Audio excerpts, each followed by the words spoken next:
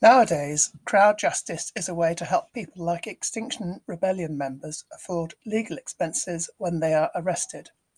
For Jesus, it meant something quite different. To understand what Jesus went through, we have to start in the Old Testament. In our reading from Leviticus, we find a God who is holy and unapproachable. Even for the high priest Aaron, if he once entered the most holy place at the wrong time or without sacrifice for his sins or without ritual washing, he would surely die. God is just as holy today.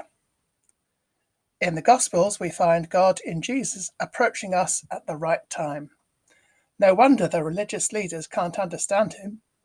Where is the necessary sacrifice now?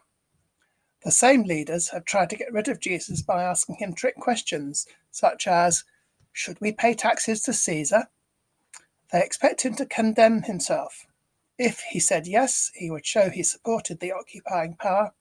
If no, he is a dangerous rebel. Either way, they will be rid of him.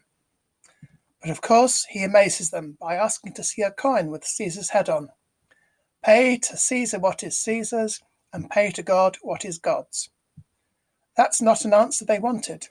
So at Jesus' trial, they have to lie. He opposes payment of taxes to Caesar, which is a thing the Roman authorities would not be able to tolerate. It must have been so annoying when Pilate refused to condemn Jesus. The governor of Judea passes the buck, and any possible blame, to Herod Antipas, governor of Galilee. That's the same Herod who arrested John the Baptist and liked to listen to what he had to say. So having heard of Jesus from John, Herod is happy to play this game, hoping to get some entertainment from a miracle by Jesus. Jesus refuses to play, and Herod sends him back. Now Pilate has to make a decision. Would it be more troublesome to kill Jesus or let him go?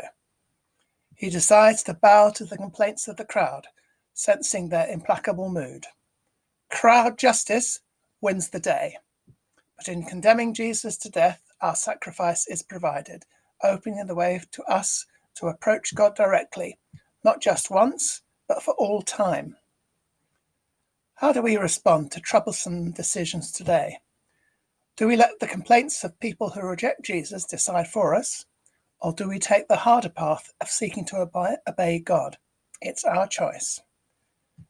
While ritual hand washing, reciting the Lord's Prayer, is strongly advised today, the way to God is open for all time thanks to the sacrifice of Jesus.